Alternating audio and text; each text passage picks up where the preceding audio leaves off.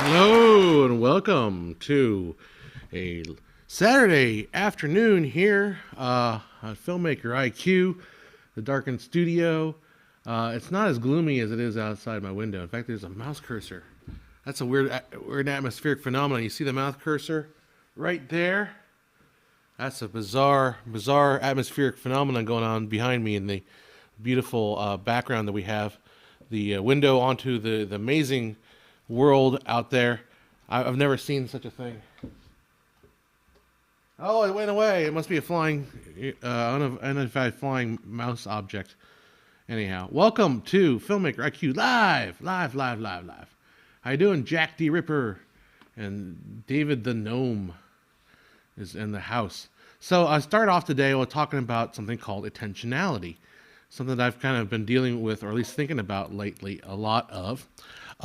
So I had an event that I had some people come and help me shoot last, I guess it was November, and I'm just finally getting around to editing this multicam show, and it was a mariachi fest, so it was like 4 hours of mariachi bands. And one of the things I kind of discovered, at least something I think that when I see people that work with me and to develop and to shoot, I bring people on to shoot stuff that aren't necessarily hyper experienced. Like the more experience you have, I think you develop this keen sense of what I call intentionality, and that means you are intentional with your camera, with your composition, and your and the way you move the camera and the way you compose a shot. Again, something I think maybe not necessarily like it's not like a talent thing. It's more of a thing you need to like start thinking about as you develop in a filmmaking sense, as a shooter, as a camera operator, right? Is this a concept of intentionality? Is that what you're asking yourself? What am I shooting, and how should I frame it? Especially when you're doing like a live event. If you're doing like weddings, if we're doing any kind of a live event or like a stage show, like the Mariachi Festival, like if you're doing if there's a singer, and your job is kind of capture the singer, like you need to keep your head on a swivel and look for the singer, and a lot of times when I'm editing this thing, some of the footage I'm seeing is kind of wandering around the stage, doing a pan, thinking like, oh, I should pan the stage. It's like, well, why are you panning the stage? What's interesting about the stage that's worth panning? You want to either focus in on what's happening, which is usually like a singer singing, like that's the soloist singing, or if there's a trumpet player doing a solo, you get the soloist. So intentionality is something, but it's not just that project. And I'm not like blaming the people that I work with. I just believe that I need to maybe train them better and maybe convey better my expectations, I guess, on those videos. And it's not like it's not like I can't work with what they gave me, because I can definitely work with it. But I'm just thinking in terms of like how to develop educational materials. I'm talking, we're talking in the college here about maybe doing a cinematography class. So these things are on my mind, right? The idea of being intentional in how you shoot and how you create your product. It's something I see a lot, and I guess in student projects too, is this kind of somewhat of a lack of intentionality, or not looking at something and realizing what are we trying to get across. And it's something I see a lot in the YouTube comments when people complain about films or whatnot. It's they don't understand, like, yeah, the material that people put in the movies is intentional. It's supposed to be there. It's absolutely supposed to be there. So those are my thoughts on intentionality. So David says, always be panning, regardless of the shot or action. Just pan forever. Quote Orson Welles. I'm sure. I'm sure that's what he would say. Always just pan. No matter what's going on, just always get. The other funny thing is, I understand. Like learning to shoot a gimbal is one of those things that I think people don't understand. Like to me, gimbal. If you're on a gimbal, you have freedom. You should not treat a gimbal shot like you treat a tripod shot. Like a tripod shot, if you want a tripod shot, just get a tripod, put it down, tripod, boom, you're done. And you can pan and tilt and zoom and all that. You're golden. But if you're on a gimbal, you got to utilize that fourth dimension, that other dimension of movement that you've been given. So a lot of times I think what happens, I see a lot of this, and that's not just the guys that I worked with.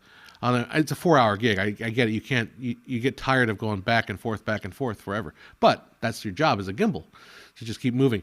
But I see this like when I go to like conferences or something like that, or anything where there's like people there shooting. I see other people do this with gimbals. They just kind of lock and shoot with a gimbal. It's like, okay, it's good that you can be able to lock and shoot with a gimbal, and but something like, if you're trying to capture B-roll, it's way cooler to get some action and some movement in the shot.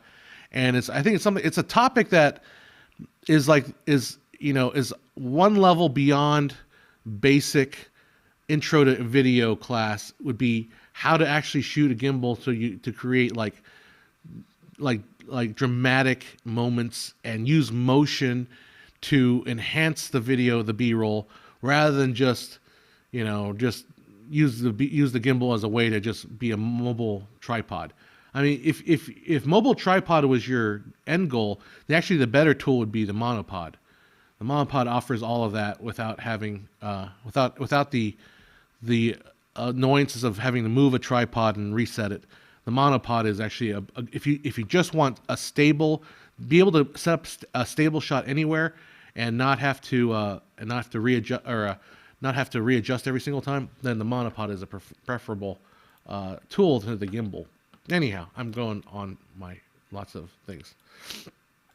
But gimbal is a lot smaller than a proper video. I think monopod would be the solution. If you want to just stop and lock, like I said, monopod would be the preferable to gimbal. Because with gimbal too, you're putting all that weight in your arm. The monopod, at least you'll be able to lock down.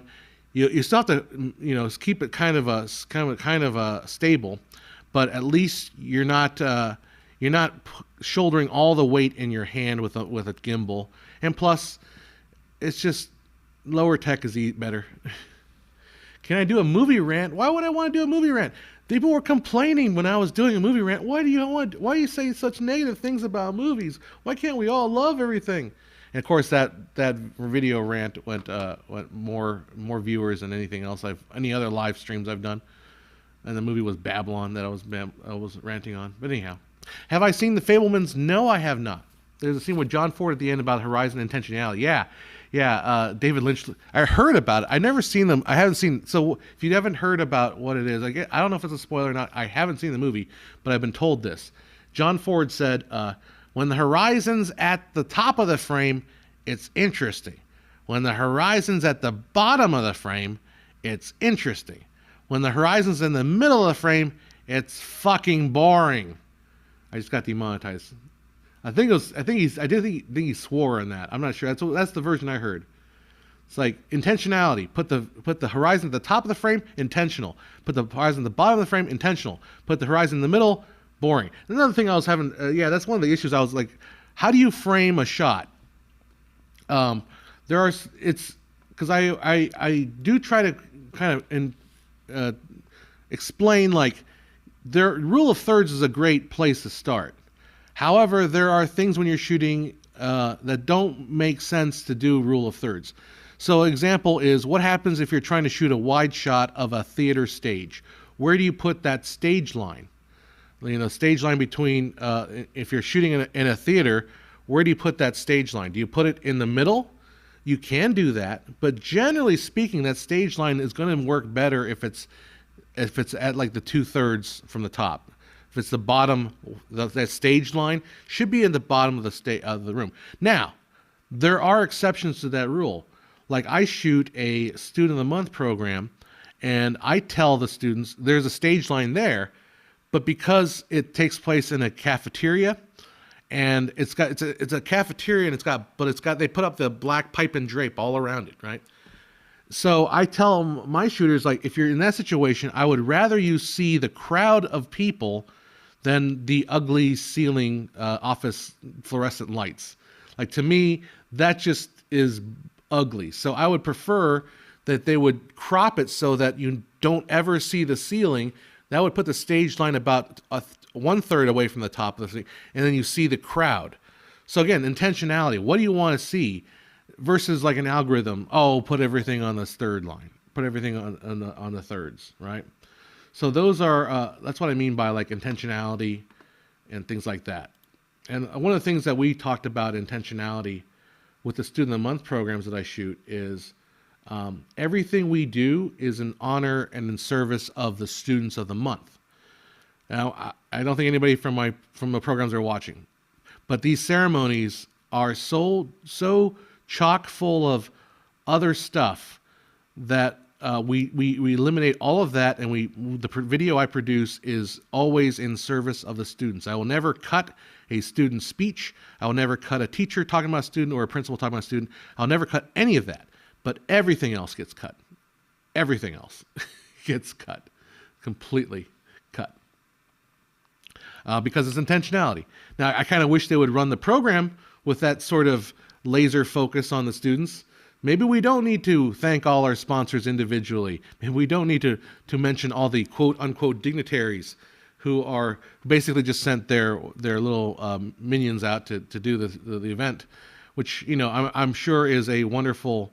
It's wonderful that the California State Senator sends a representative from their office to have a lunch with us at the Student of the Month conference. It's lovely. Present a little, you know, gift certificate. That's awesome. But, you know, let's give them a minute at a time and not spend all the time on that. Anyhow, intentionality. Always focus on the final product. If you can do that, I feel like if you can understand the point of what you're trying to do, and then work toward that point, you're like better than most people out there. Because I feel like most people out there, it's going to be like, well, we get the point, but they get lost in the weeds of how to do something, and then they do it, and it doesn't really serve the purpose of what they're trying to say or what they're trying to do with the project. And it feels like, I don't know, it just feels to me like if there was more intentionality, there'd be better product out there. That's what I thought. Okay. Questions. Wilto says, ask me anything. I did promise you could ask me anything today. So we're opening it up to anybody who can ask any questions or thoughts or whatever. How do you frame for 9x16 best? Again, I think it's intentionality. Like, what is the purpose of the shot? Like, for me, like filming a face in 9x16 is actually one of the easiest things you can do, because our faces are almost 9x6. Well, they're not 9x16, but they're taller than they are wide. So, you know, how you can frame a face makes a lot of sense. How you frame a human being is also extremely basic, straightforward, right? I think part of the problem with 9x16, if you are arguing against it, I think the best thing to do is to view a 9x16 material. My friend Chris is they're all emailing, texting me here, but to watch it on your phone. Don't watch 9x16 content on your computer, because it will never look right? Unless you can get into your head what 9x16 will look like. Like, because I just recently did a promo for the Chamber of Commerce, which I've gotten into a relationship with now. Not that kind of relationship, guys. I'm still on the market, but a business relationship. So I've been doing a lot of videos and some graphic work for them, and see if I can pull it up. But like, I did a promo video for their upcoming gala, and so I'm not gonna be able to find it anyhow. So they asked for a 9x16 version as well as a 16:9. I designed the 16:9 version first, and then adapted it for 9x16. And I had to rearrange the graphics. You know, instead of putting graphics side by side, now you put a graphics top and bottom, that kind of thing. There are just different approaches. But I think if you look at it from a phone perspective, right, watch it on your phone in 9x16. I think you'll have a better sense of how you think the composition should work on that way. And also, you know, look at magazines. Magazines have been doing portrait mode forever, so it's not like 9x16 is incorrect. What do you think of inconsistent light, but if it looks better? I think inconsistent light is a headache. And I mean, if you're shooting in inconsistent light, it'll never cut together very well. So I don't know if that's what you're asking about. Whether inconsistent light is always bad. Like if you're shooting if you're shooting outdoors and you just got enough time to capture that sunset. It's like, you know, if you go 20 minutes later, the take 20 minutes later will not look like the take 15 minutes earlier. It's always going to be tough. So, Also, shooting coverage with versus shooting with one camera different ways. Tony Scott shoot coverage and later directed during edit. Tarantino shoots with one camera because he directs during the shoot. Yeah, exactly. Like when I'm talking about my multicam, I was thinking about doing this as a video because I think it might be fun to do. But like I feel like I've kind of become more and more entrenched in the world of like low budget multicam, in which case you don't have a director.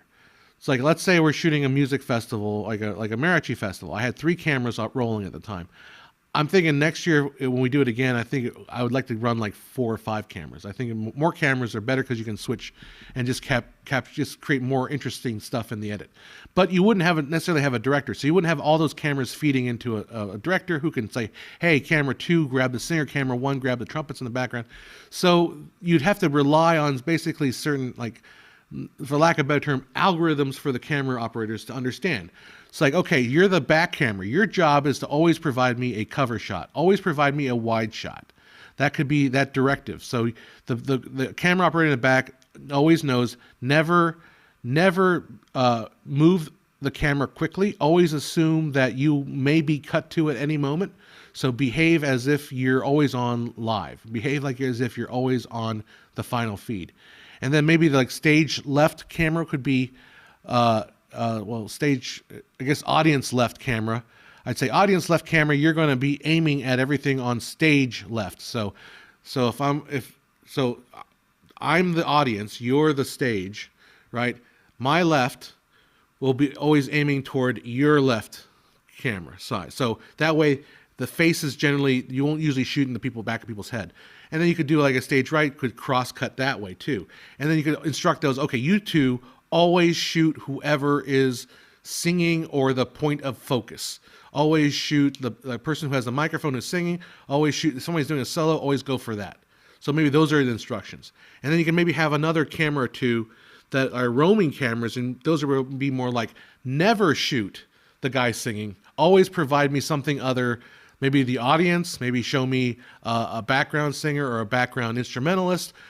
And that way each person has like their role, and realize, except with the exception of the wide shot, the back angle wide shot, those other guys always just try to keep on the subject matter. And I guess the other thing I would say is hold the shot longer than you think you need to, and never cut away during the middle of a phrase. Maybe that's one thing I want to say. Like always keep shooting. Like if someone's singing a song like, so somewhere over the rainbow, way up high, then you can move, right? But don't go somewhere over the and then start moving the camera. Like always wait for a phrase, always wait for a musical cue, and then maybe give it a second before you move. So maybe something like that. I don't know. Of course, the best thing to do would be to feed all those cameras into a switcher and have a director actually make calls, and that way they can guide everything. That's ideally the way to do it. I did buy that DJI headset monitor. Those work great, by the way. Those headset monitors, walkie-talkie. They're not walkie-talkies, but they're basically headsets that you can communicate with your team. Those are amazing. They're very, very good. So I might be doing that in the future if I can get more into it. Anyhow, Jack D. River says, have a vision.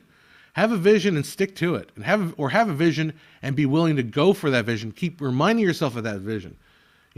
Like I said, with like a multicam shoot, part of that is also maybe think if every person in that shoot understands what the final product might look like, they can all try to work as a team, even though there's not communication among them. If they all understood, like, what's my role here in this production, I mean, yeah, maybe it's a little bit more of a higher level understanding, but what's wrong with that? We always want them to know more. Oh, greetings from Bill Allen. Just wanted to let you know, a high school media teacher, and have showed my videos to the students over the years. Good. I'm glad they're learning from somebody that knows what they're talking about. Both myself and you, I'm sure. Because if you're watching my stuff, then you definitely know what you're talking about. I love that. Thank you. Thank you so much for using them. Please feel free to use anything at all. All the materials up for you guys to use in all educational purposes, in perpetuity, forever and ever and ever. You are welcome. You guys just have at it. I am not going to block any of that behind paywalls or any of that. That's just my. I mean, at some point I might make a. I've always thought about writing a book or something like that, but I'm not. That's not on my to-do list right away. But the stuff that's out there is free for all to use. That's just kind of a moral stance I have on that. Just seen E.T. and the lighting was hella inconsistent, but every shot a beauty. Was E.T. inconsistent? I don't know about that. I mean, the lighting sources don't make sense and switch and everything. Oh, you're talking about are you talking about motivated lighting or inconsistent lighting? Because that's not quite the same thing. I mean, motivated lighting is different. I can understand there's a lot of unmotivated lighting. What do you like more, Godfather or Once Upon a Time in America? I think I like Godfather more. I don't remember if I've seen Once Upon a Time in America. Super chat, thank you, Rise and Shout. What do you say here? I found your channel to be college level education on film, and you've inspired me to truly go out there and make something great. Awesome, thank you. Ironically, I actually watch less movies and TV YouTube now. There you go.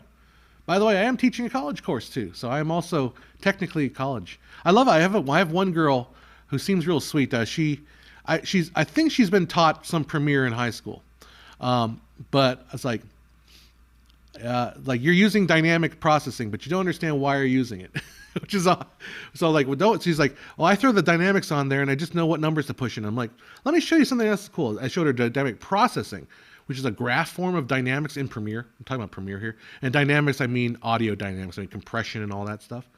And it's like I think somebody showed her how to do dynamics, and somebody showed her how to adjust certain numbers to kind of get things work. But she doesn't really understand all right, what is it doing? What is it exactly doing? And I think dynamics processing, that plugin is a little bit more visually, conceptually understand what the heck's going on. But I get the other one's a little more easier to use as far as straight numbers. We'll get there. I told her you're ahead of us, and that's great. I'm not going to hold anybody back from doing whatever you want in my class, but I will show you that in a future episode or future lecture later down the road. Bill Allen reminds everybody to please give the video a thumbs up and a like and a share, subscribe. I mean, I don't know if you want to share this. Maybe just between you guys and me. We'll just hang out together. You know, you don't need to tell your other friends that you're hanging out with me today. It's okay. I get it. You know, I won't feel jealous if you don't tell them that everyone else that you're spending time with me. That's cool. I'm cool with that. Okay. Sorry. 9x16 for YouTube short is a great appeal to the masses. I think it's because YouTube shorts are designed to be watched on the phone. And I'll be honest, like watching 16:9, I've said this almost every other chat is basically, it's much more comfortable to hold your phone like this than it is to hold your phone like this. It just is. Like I cannot easily hold my phone that way, but I can certainly hold my phone vertically. And that's why 16:9 or 9x16 exists, guys. That's why it exists. Let's not make it more complicated than it really is. Hi, Rick. How you doing? Thanks for the super chat. Thanks, John. How you doing, man? Hopefully everything is not heating up too much out there in the Tennessee there. I saw someone breaking down Jurassic Park, and the lights would be coming from different light sources, but the scenes still look good, and the change probably made it better anyways. Are you talking about so you're talking about motivated lighting, not inconsistent lighting. You're talking about is light motivated? And by motivated, you mean is the light from the scene coming from the scene? A good example of this is some of the old movies, you know, would it'd be pitch black and they would light a match and all of a sudden their face would just light up without necessarily being that the light from the match lighting their face. There's another light that's lighting the face, and that'd be an example of motivated lighting, right? Because the light is supposed to be coming from the match, even though it's not coming from the match; it's coming from someone else. So unmotivated lighting is just lighting. You'll see it something like to me was really really obvious. Something like Lincoln, the movie Lincoln. The lighting in that was so theatrical in that it did not come from any sources in the scene, or it would not be something that's from the scene, right? What you're watching here, this studio, this particular video, this particular live stream, why is there a big blinding light in my face? That's unmotivated. There's no reason why. If I were sitting here, if this is a real detective's office, which is kind of what I made it out to be, if this is a real office here, I wouldn't be staring at a light. That's not me. You know, obviously there wouldn't be all this lighting on me. So There is a give and take between motivated lighting, natural lighting versus uh, lighting for artistic purposes. And so, personally, I'm not. It all depends on the service of the scene. I'm not a purist one way or the other. Like motivated, I mean, whether it's motivated or not, I maybe perhaps coming more from my commercial background, I would prefer it to look good than to make it look right. Let's put that in a quote that people can tweet me. I prefer to look good than correct. So that's my opinion. Let's put that in a quote. John Hess. I prefer to look good rather than correct. Let's put that. Leave it there. There you go. Print it, send it, ship it. That's my thing. What's my favorite foreign language film? I really liked Eat, Drink, Man, Woman. If just cut the top of my head, because I'm thinking foreign language films, I would think Chinese, because Eat, Drink, Man, Woman, I think is a wonderful film. Trying to think of other ones. Just that one just comes up to the top of my head right off the bat. I'm not that huge on foreign language films, but Bicycle Thieves I really liked. Bicycle Thieves will be up there for sure. So stuff like that, or The Searchers, that was foreign language. Not The Searchers, not The Searchers. The Dreamers. The Dreamers. John, do you think the superhero movie craze is going to completely die out? No, I don't think so. Nothing dies out completely. You always remember, like always think in terms of cycles. Everything in history shows us it's always cycles. So, the Westerns kind of came, they didn't die out though. They're still around, but they're much more rare, but there's still a few Westerns. And then the Western ethos kind of seeps its way into a lot of other movies too. But, I guess in horror genre has a lot more cycles where basically you have a zombie craze and then zombies go away. Then the vampire craze and the vampire craze goes away. Then it kind of just rolls and rolls and rolls. And I think superhero genre I don't think will ever truly die out. Because for one, I think superheroes are very much similar to the Greek gods. Like the Greek mythology is basically superheroes for the 4th century BC. They had so many different people telling versions of Hercules or something like that. Like Hercules is kind of like the original Batman. Not necessarily, but you get Superman maybe. So there's always different people coming in and retelling the story of Hercules and changing it and adding a little bit something to it. So I think because of that nature of those stories.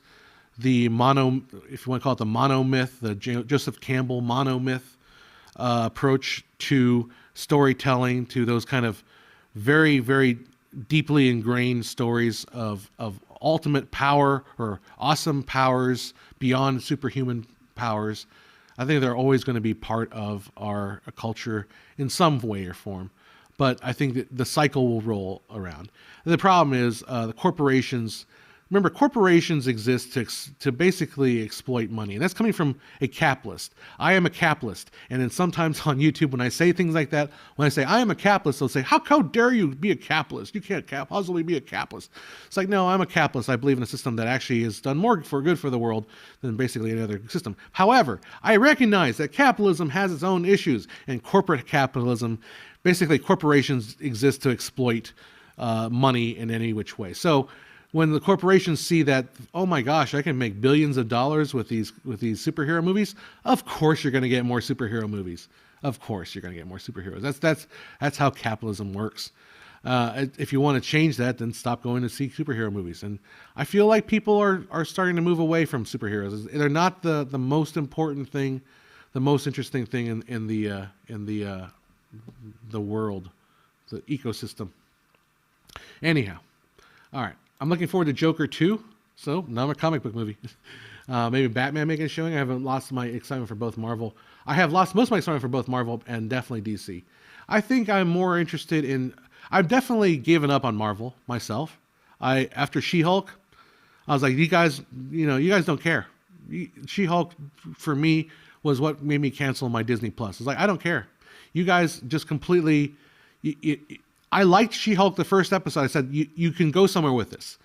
And they didn't go anywhere with it. and they just made it worse and worse and then worse and worse. And it just proved to me that Marvel just doesn't care. Like they've got their own. They're trying to make their own messages. They've got their own message to push, you know. And I lost interest in it. And like, oh wow, but the new Mandalorian, I don't care. I don't care. So Marvel's kind of lost for me. DC, but I love myself some Batman. So my friends were over last night, and we watched Everything Everywhere All at Once. I was like, you guys have to see this movie. And apparently they just released Everywhere All at Once back in the theaters because it got 11 Oscar nominations, which it's the only reasons why I would care about the Oscars, because I genuinely want to see that movie win every Oscar it could possibly win, because I think that movie is such a breath of fresh air. But I was showing them, like, there was a time when I started diving deep into Batman. And if you go on HBO Max has all the Batman animated films. And the Batman animated films really show you how imaginative, creative you can push this character into all these different kind of genres. So I showed him a little bit of Samurai Batman. I showed him a little bit of the Gotham by Gaslight. I showed him a little bit of the Enter the Dragon version of Batman, which has Bruce Lee in it. I think it was Kato. He's playing Kato from the Green Hornet or something like that. So to me, like, that was the most interesting aspect of the superhero genre, is these animated films that are allowed to take such a different approach to this character that we all understand the nuts and bolts of, but we're able to see it, you know, being baked into a whole bunch of different lines. What are your thoughts on the new Avatar movie? I did have a video about the frame rate portion of the Avatar movie. If you want to talk more about the storyline of Avatar, we can maybe talk about it here. I appreciate the story of Avatar 2 in that it didn't have glaring plot holes. I mean, sure, there's some like far-reaching concepts, or not concepts, little stuff that was a little far-fetched, but there was an attempt to make things make sense, and there's a reason why this character is here that follows with this character. It makes sense. It's decent. The thing is, to me, the movie just didn't grab my imagination. It just didn't. Maybe it was just the first viewing. It was so horrendous for me, because watching it in that variable frame rate really just was like, it kept reminding me of what I'm watching. It was so jarring for me that I couldn't. I don't know. I didn't connect with the story for it that much. That's what I'll say about Avatar. I watched a video essay about Jurassic Park, and it was talking about how Spielberg used an aspect ratio less wide than the motion modern films and took full advantage of it for better shot composition. I don't know if that's the reason why Jurassic Park looks better than sequels, though. I think that's a little bit of a far-fetched analysis. Because I honestly, when you told me that, if you said it was shot at a different aspect ratio, I would say I didn't recognize it at all different. I didn't recognize it at all as anything different than the 1.85. I imagine it's for film. I don't know. What's the best lighting to show damage on an exhausted fighter's face going into a championship round? Oh, tough question. Let's see. What do you guys think? I would say probably a lot of backlighting. What do you guys think? For like a fighter, I'm thinking like backlighting. Basically, you want to avoid soft lighting. I think at all costs. You want hard lighting, because if you see any like cuts on the faces or anything like that, especially sweat, you don't want to blast that out. You want to almost like sort of side light it, so the beads of sweat kind of pop a little bit on the face. The last thing you want to do is blast it from the front with light, and the last thing you want to do is use soft lighting, because soft lighting won't highlight the all the little imperfections of the face. I feel like you want to go with a hard lighting from the, like, not from the front but from the sides. Maybe backlight it too. For examples, look at Raging Bull. Look at films like that. Check out the boxing movies. I would definitely research that and just see what other people have done before, and see if we can mimic that. See anyone else comments on that so far? Not yet. Let's keep going with the older comments. All right. I like movies where a person from the present time goes back to medieval times. I think they're based off of Mark Twain's story. Army of Darkness is one of those. Yeah, it's Connecticut Yankee and King Arthur's Court was that movie. Was that book. Have they ever made a movie of that? I'm sure they have, right? They've got to have made a movie. But basically, Army of Darkness is that. I forget. Is there any other movies that where a person goes back into? Michael Crichton wrote a book about that. It's interesting. Michael Crichton's book, and where they go back into medieval times. The funny thing about it, he spends a lot of time explaining how he's not actually going back into time. He's going to an alternate universe that happens to be in the medieval times, while this universe. So essentially, the medieval times universe and this universe are coexisting along the same timeline. He writes a whole chapter about like how the science is supposed to work, like that's the science. And at the end of the book, the scientists are excavating this medieval site, and then they find this thing that belonged to their friend that went back in time. It's like, dude, you just literally contradicted yourself in this.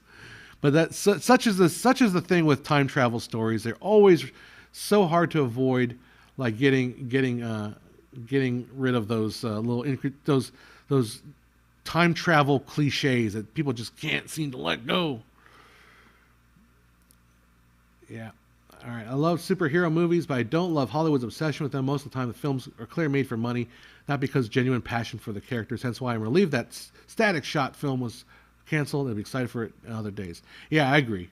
I think I was reading somewhere. It's like, the problem with these superhero films, again, like you see, so-and-so is set to direct a superhero film.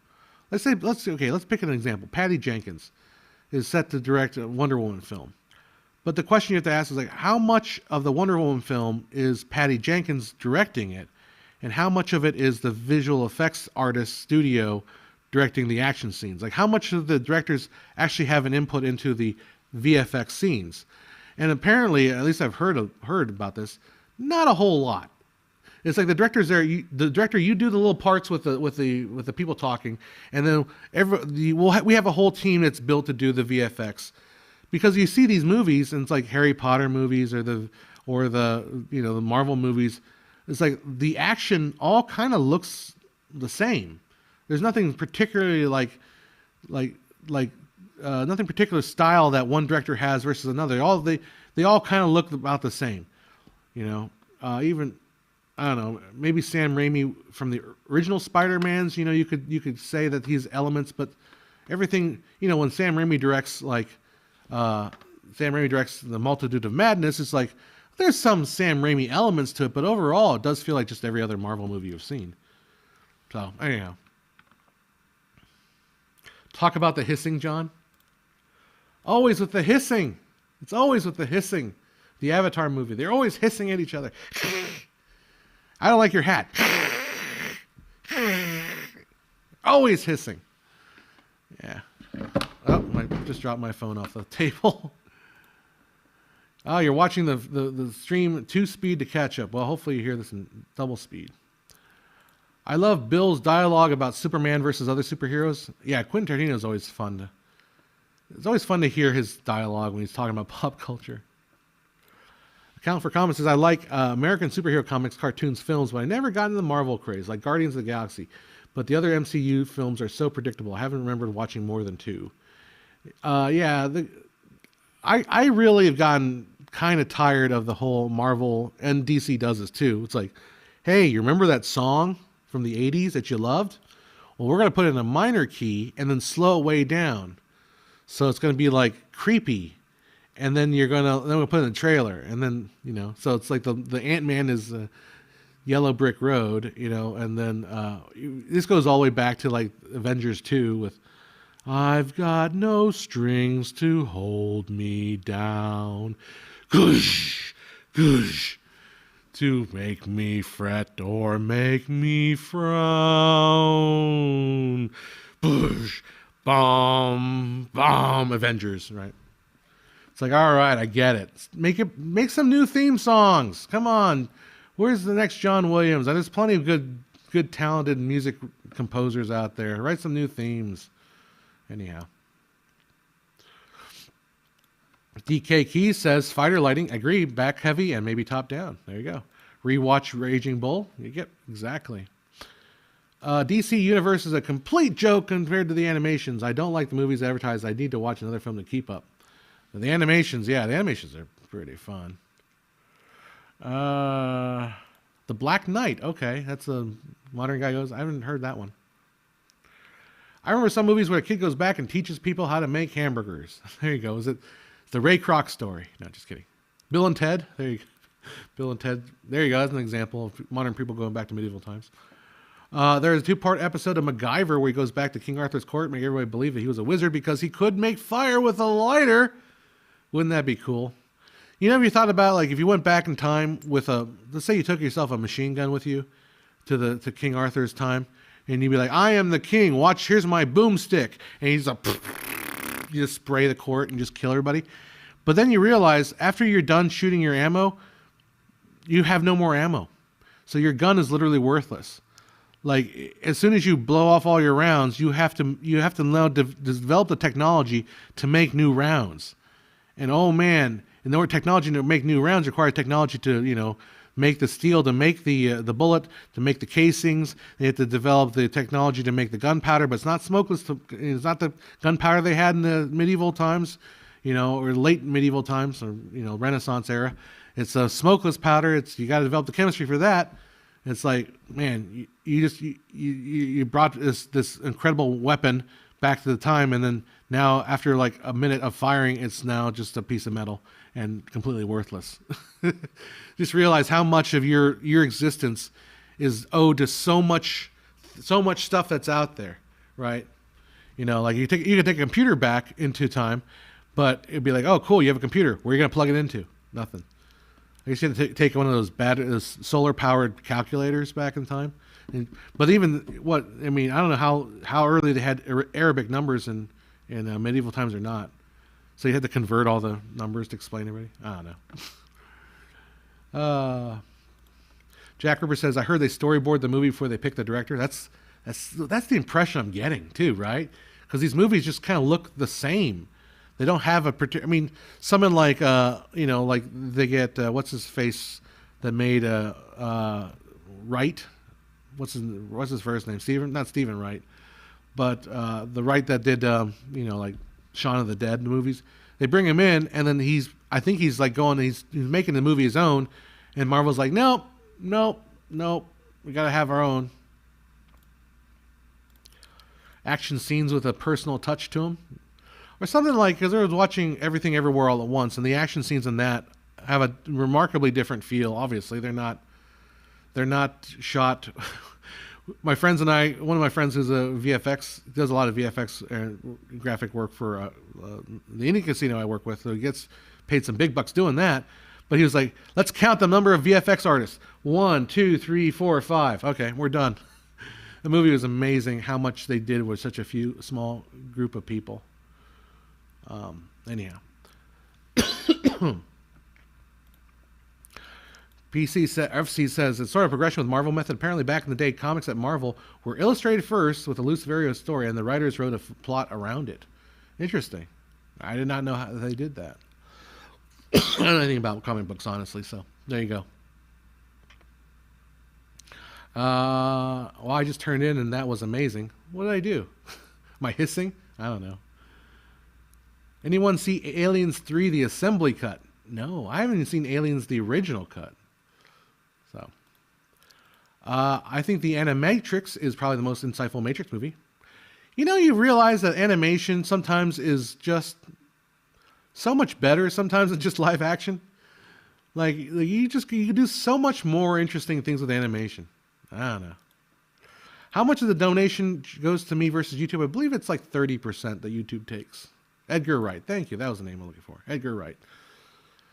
Since I mentioned the Searchers, yes. And I was really trying to mention the Dreamers, not the Searchers. But let's talk about the Searchers. It's incredible how any online discussion is full of detractors saying it's a racist toward American natives. I think it's announced as like nuance. Yeah, it is essentially kind of racist toward American natives. But then again, all Westerns kind of were at that time. Wasn't a whole lot of wokeness going on in the 1940s and 50s. Yeah, there are some aspects of the searchers that are a little bit grown to be what you call it, not acceptable by today's standards. You know, it's funny. So yesterday or Thursday, I was doing a lecture about the early history of editing, and I got a really good reaction to it when I talked to him about D.W. Griffith, and I said, you know, he did all these movies and made a great, you know, single-handedly created continuity editing as far as we know it in Hollywood. Although I think if he hadn't come along, somebody else would have eventually developed it. But he was really the foreground of developing continuity editing. That's the idea of when you're editing, not everything takes place in a single shot, that you have close-ups that you cut into multiple angles, and you would cut to multiple storylines and stuff like that. Anyhow. So it's like I said, and he really wanted to make a really good, you know, independent movie. He wanted to break free, so he made this movie called The Klansman, and the class was like shocked, and I was like good. I'm glad we, you know, was able to get the, but I found myself kind of backpedaling, and I'm not trying to defend Birth of a Nation. I don't want to defend that movie. I'm not going to. It is. By modern standards, and probably even, well, by modern standards, it is abhorrent. Even in 1914, when it was released, some parts of the public found it abhorrent. And the coolest thing I discovered was actually the reaction. They actually picketed the movie. The NAACP of Rochester, Rhode Island, picketed the movie, The Birth of a Nation. And there are photos from this picketing where people are holding up, you know, picket signs, and you could have swear that looks like it's something out of the Civil Rights era, the protests revolving in civil rights. So apparently, a lot of the techniques, the grassroots techniques, the kind of ability to raise awareness of social issues were around in 1914. So that was kind of the model that the 1960s would utilize. But yeah, it's, you know, look, I think it's one of those things where D.W. Griffith didn't realize what he was making could be viewed as horrible, because he just thought he's just making a movie about heroes and saving the day from these evil people who happened to be black, is how he portrayed them. You know, that's to say, you know, race doesn't have anything to do with like evil. There's evil on both sides, right? But he just happened to portray the evil people as dark-skinned people, which is, you know, obviously not kosher, especially not, you know, not acceptable. But he didn't see it that way. He thought it was like, oh, they're just fighting evil. I'm not racist, you know, not knowing that he was presenting that way. So he did try to basically respond to that. You know, he made a ton of money on that movie. So he's like, you know, I'm not going to, I think that bothered him. It bothered him that people were saying the movie was racist. It really did. Because if he really was that hardcore racist, he wouldn't have cared. I think it bothered him. So he ended up trying to make a movie that was, the story that I tell is that he was trying to make a movie that kind of sets the record straight. I'm against intolerance.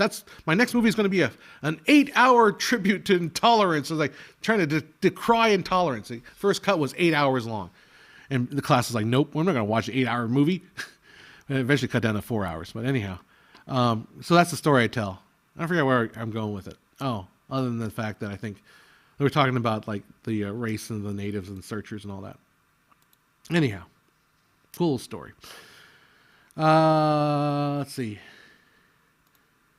Yeah, The Searchers for me is flawed but honest effort by John Ford to try to grapple his own old prejudices. John Wayne's character personifies that. Yeah, I think so. Can we get a trailer without a joke in it? Is that talking about Marvel jokes or whatever? Lacking nuance is the entire movement. Nuance is no longer important. Ripper was trying to get me to talk about the hissing in the movies. Is finding myself arguing with people online about the hissing, and they completely miss the point because they miss the nuance of the argument. So you just think this hissing is bad. I don't want to regurgitate that unless you guys are all interested in me talking about it. But I'm not interested.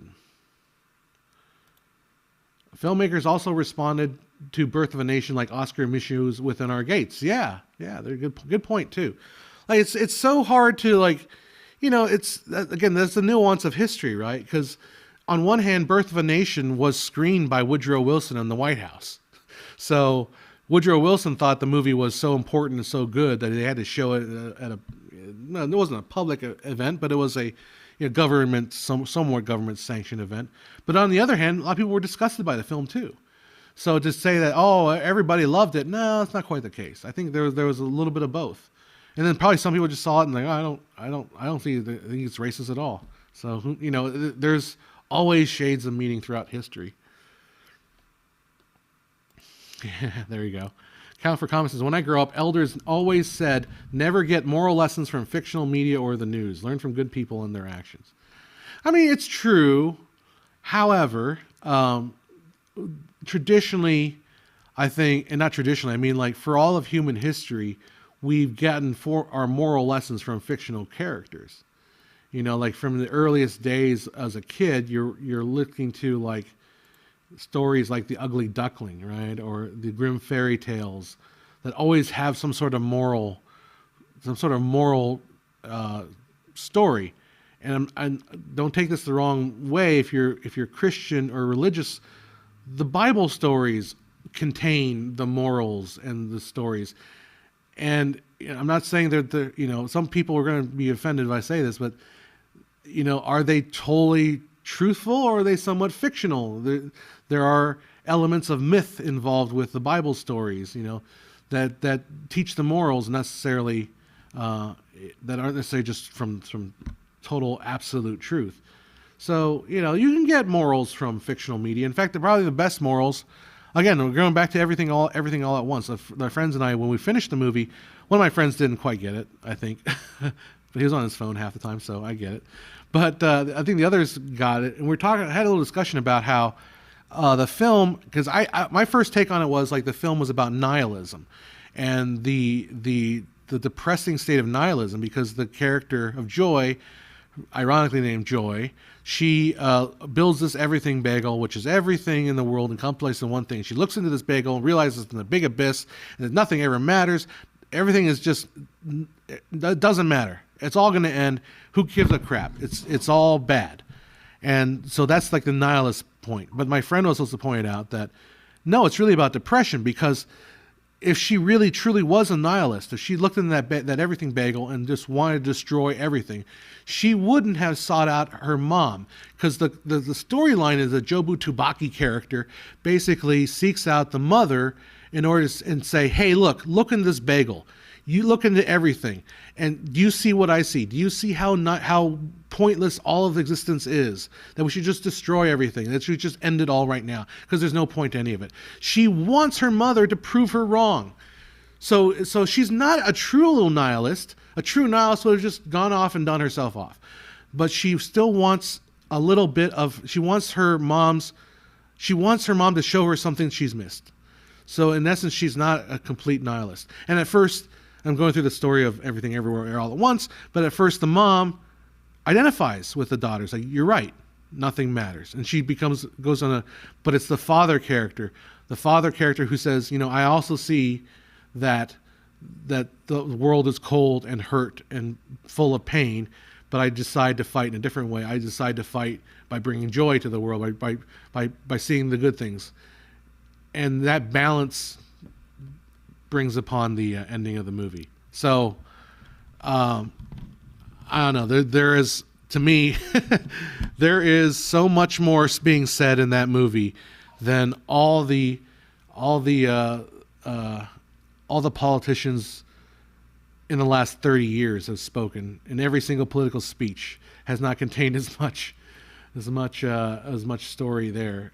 That's as much moral ponderance, philosophy, whatever you want to say. I'm making up words like the guy from The Glass Onion. Anyhow. All right, back to your comments. The Stranger Sound says, the story goes that the first Apocalypse Now cut was over 6 hours. I'd love to see that. Redux is my favorite because I think it adds critical context. I'd love to see what else got out of it. There you go. They made use of Icelandic sagas here. Very violent. As far as, are you talking about comic book movies maybe? or the Northman, maybe the Northman. That was Northman. I liked. I didn't love. I thought it was would have been great if I was actually Icelandic, but it just didn't speak to me quite that. I just don't have the references. Anyhow, Hardcore Motors says, "Am I the only one who's fed up with the 5-minute dum trailers that tell us a non-existent story of the movie?" Yeah, I am too. Thank you, Inception, for basically making "bwom" a verb. Flying over Trout says, some comedian, can't remember who, told a story where he was mad at someone.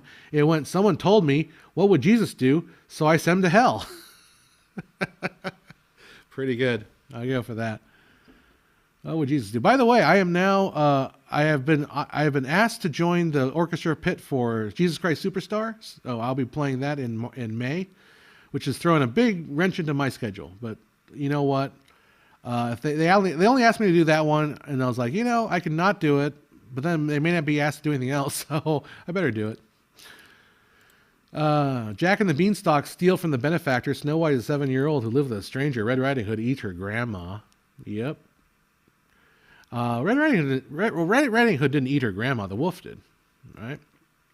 If you want to go further down that road, watch the musical Into the Woods. Or the movie, I guess there's a movie now too. Because Jack and the Beanstalk, he steals the golden goose, but then the Jack comes down, or he kills the giant, right?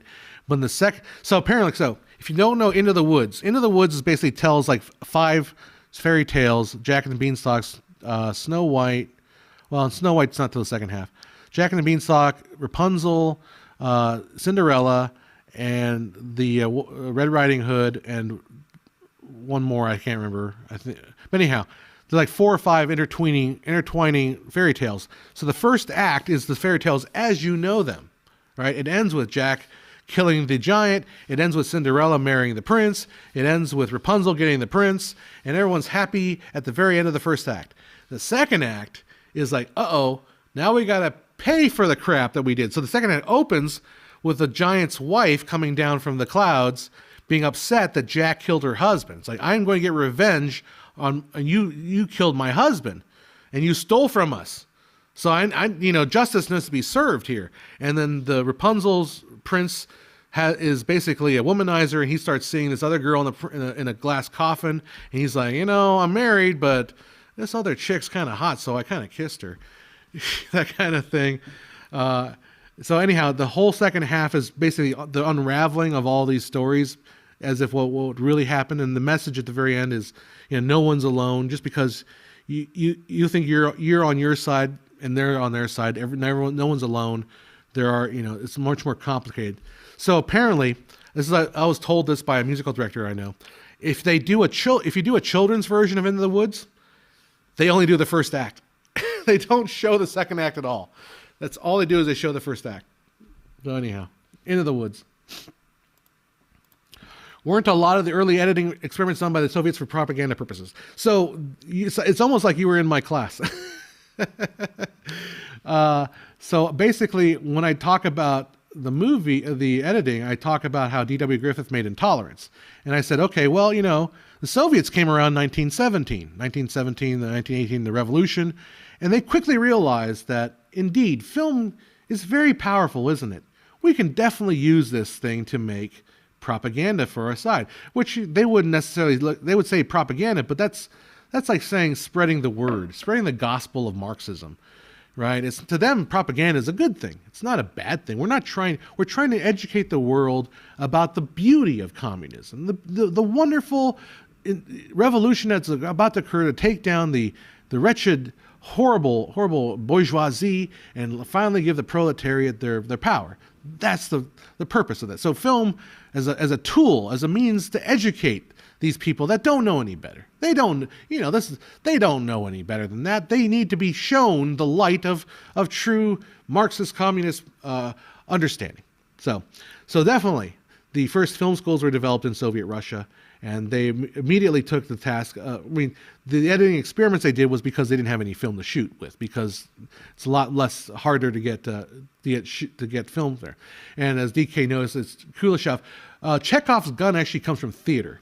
So it's not Chekhov is a theater director. A lot of theater too. Don't forget, like film and theater. Russian theater was huge. at the time. It's much of the classic tradition of the method acting and all that stuff comes from Russian theater. Again, they're seeing these as tools to kind of spread the message of communism, of, to them. And I'm trying to avoid, it may come off as sounding as if I'm trying to be double speak here, or try to shroud my layers of sarcasm. I'm not trying to do that purposely. I'm saying that they believed what they were spreading was the way it ought to be, the way it should be from in the future. So they saw these as definitely tools to spread the good word about communism, until millions of people died, of course. But this is before that. This is before the horrors of basically, killing all the people that knew how to grow food, in Stalin's insanity, which involved him basically taking out every doctor in Moscow at the time, or the paranoid kind of existence of the Communist Party. Anyhow, so yes, definitely the first editing techniques, the film schools were first developed in Moscow as a way to essentially make propaganda, and in a way too. I will talk about Riefenstahl later when I talk about documentary in my class. But the fact of the matter is, when we give students a camera we give students a camera, some editing equipment, and internet access to post it on YouTube, aren't we essentially giving them a loaded gun? The old term is the pen is mightier than the sword. Well, I think the camera is even mightier than the pen. So we got to be we have to be mindful of where this stuff comes from and how we can use it, and how we have used it historically, because it's very, very, very key to going forward. Check out the news benders. Oh, the news! Don't get me started on the news, guys. Oh man. Alita 1924 is worth a go for classic USSR sci-fi? Is the sci-fi Soviet information, or is sci? I'm not sure what does sci-fi stand for? You can help me out with that. Marketing is psychological warfare. I mean, yes and no. As a marketer, as someone that has a degree in business and economic, the thing with marketing though. All right, so here's one caveat on the marketing. There's a kind of marketing in which I basically try to force you to buy something you do not want. So that is a type of marketing. Okay. The other type of marketing is basically, you know what you want, but you don't know where you're going to get it from. So my marketing is a way to introduce you to something that you want, but you didn't know where to buy it from. Yeah, DK says he means sci-fi. That's what I think maybe he meant, sci-fi, but I mean, I could be wrong. I have never know. But yeah, so there's a difference between that kind of marketing. Also I see what the original comment was. The commercials are a perfect example of propaganda. Not necessarily. Commercials, but the thing is, I have considered myself a propagandist in some ways. What I'm doing now is essentially propaganda. I mean, I call myself a propagandist, and sometimes I used to work at during the housing bubble, right before the housing bubble, I used to work for a real estate company, and they hired me because they were doing a lot of very, I want to say altruistic sort of, what's the term I'm trying to think of? Idealistic work to push concepts about green technology, the greening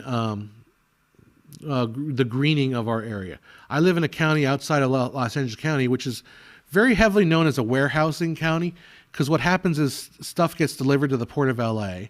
It gets on a train or a bus, and it gets put into warehouses into the county outside of LA, where land is a little cheaper. And then from this county here, Inland Empire, if you're familiar with the movie, David Lynch movie, Inland Empire, which is the county to the east of LA, basically serves as kind of a warehousing, and then the materials get sent north or to the east on trains and all that. So the real estate company I worked for made a lot of money on this one development deal. So they were trying to advocate a lot, really hard, for adding a lot of green technology to the existing area. They wanted to make this county the green, like revolution, the green leaders of green technology and stuff like that. On the surface, not a bad idea, but really, it's sort of trying to pie in the sky, slightly propagandistic. And so I did a lot of videos for them, and I felt a lot like I was doing basically propaganda. Like I was saying, a lot of just over the top. However, it's not a bad message in essence. I thought maybe it was a little overboard in the messaging. I forget what I'm talking about. We're talking about propaganda and commercials. So I do commercials. I've done commercials in the past. Again, I think it depends on how you define propaganda and whether you put necessarily a bent on it. I think propaganda is probably a little bit more of a strictly defined than you know what the heck. Let's just look it up. Let's just see what Google says. Propaganda definition. So here's what Oxford Language from Google, just a quick Google search, what they say. It's information, especially of a biased or misleading nature, used to promote or publicize a particular political cause or point of view. So I guess in essence, marketing isn't that, because it's not a political cause or point of view. It's merely a matter of selling a product or service. So if you want to go with that definition, it's not. It doesn't. It just fails it. Marketing is just essentially persuading you to purchase a product. I think I would say that. So I think in the very strict definition, that's why it's not propaganda. Anyhow, if you want to push back on that, please do. I'd love to have the discussion on it. All right, let's go to. I'm going to go a little. I think I went off for a while, so you guys went ahead of me. David says propaganda isn't a negative term. It's kind of neutral. I agree with you. I 100% agree with you. I just think it does have people do have a negative approach to propaganda. It's like American propaganda. Like you can say that American ran a lot of propaganda in World War II, but we don't see it as necessarily a bad thing. Like there's the whole series called Why We Fight, was American propaganda, but it's not necessarily a bad thing, because it's like we fight because the Nazis are pretty awful. But then again, I don't know how much of that is misleading or skewed or biased information. I think propaganda is a way to try to convince people as your point of view is a right view. But then again, but if you take that approach, then everything becomes propaganda. Like my 24 FPS video is propaganda. If I'm trying to tell you, if you and I disagree about a movie being good, and I make a little short film saying why this movie is good, that's propaganda. I think if you label propaganda as just merely persuasive material, persuasion arguments or stuff like that, then everything becomes propaganda. So I think that's you can't make it too broad, otherwise it has no meaning to it. Media has always been used for propaganda, from books, TV, film, and art. Just look at the CIA modern art in America. Yeah. But going back all the way, go back to the beginning of the printing press, right? The printing press was originally you can only have a printing press if the king consented to you having you'd have to get a license from the king in order to own a printing press, because the king wasn't going to like it if you were printing stuff on your printing press that was like supporting, mutiny. So the king had to have a stamp on that. So at the very beginning of time with the printing press, 1600s, you already have essentially, propaganda in that essence. But again, I don't want to dilute the meaning of the word propaganda too much. So, Google, aka the Book of Knowledge. I'm just using Google as a quick way of getting there. But if you want, we can look up Wikipedia's opinion. No, we all know Wikipedia is 100% correct on everything they ever write. Not a single lie ever found on Wikipedia. So propaganda, according to Wikipedia, is communication that is primarily used to influence or persuade an audience to further an agenda, which may not be objective and may be selective, presenting facts to encourage a particular synthesis of perception, or using loaded language to produce emotional rather than a rational response to information being presented. I don't know. That's Bruce. That they actually cite that one. So that comes from the Encyclopedia Britannica by Bruce Smith. So propaganda can be found in news and journalism, government advertising, entertainment, education, activism, and often associated with material which is prepared by governments as part of war efforts, political campaigns, health campaigns, revolutionaries, big businesses, ultra-religious organizations, the media, and certain individuals such as soapboxers. So at least, hey, at least they call out health campaigns. So this is probably a little bit more broader, but at least it's a little more attempted explanation. I'm going to finish reading the rest of the paragraph. In the 20th century, the English term propaganda was associated with a manipulative approach, but historically, propaganda has been a neutral descriptive term of any material that promotes certain opinions or ideologies. I think that's closer to what I was originally referring to with that Google definition. Equivalent non-English terms have also largely been retained to their original neutral connotation. A wide range of materials and media are used to conveying propaganda messages, which changes as new technologies were invented, including paintings, cartoons, posters, pamphlets, films, radio shows, TV shows, and websites. More recently, digital age has given rise to new ways of disseminating propaganda. For example, bots and algorithms are currently being used to create computational propaganda and fake biased news as it spreads on social media. That is fake news. Just kidding.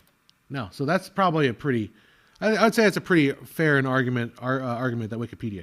And remember, Wikipedia is always 100% correct and always fair. In the end, propaganda is informations. It is kind of informations. Propaganda would be a good company name. Do you remember the name of the company that Michael Bay first worked with? I think it was Propaganda Films, right? Wasn't it David Fincher and Michael Bay when they were making commercials? I believe the company name was Propaganda Films. Fact check me at that. That's correct or not? I think it is. So the milk commercial. Remember the milk commercial from Michael Bay? It's like nowadays because of the popularity of Hamilton, everyone it was a radio call-in show, and the radio was like, who was the man that shot Aaron Burr in the famous duel in 18 whatever, and the guy's like eating a peanut butter sandwich, and they call him up and they ring, and they, who's that? He's like, Aaron Burr. And they, excuse me, sir, what'd you say? He pulls out the milk bottle and he tries to drink the milk, and it's like empty. He's like, ah, and sorry, sir, we can't get it. And it's, Propaganda Films. Yeah, David Fincher. I don't know if David Fincher founded it. He might have founded it, but it was like a co-op of a bunch of different directors that did music videos and commercials. And one of them was Michael Bay, and all those commercials they did. But anyhow, interesting history. I used to do a lot of that. I feel bad. I'm gonna complain and moan. Right? I spent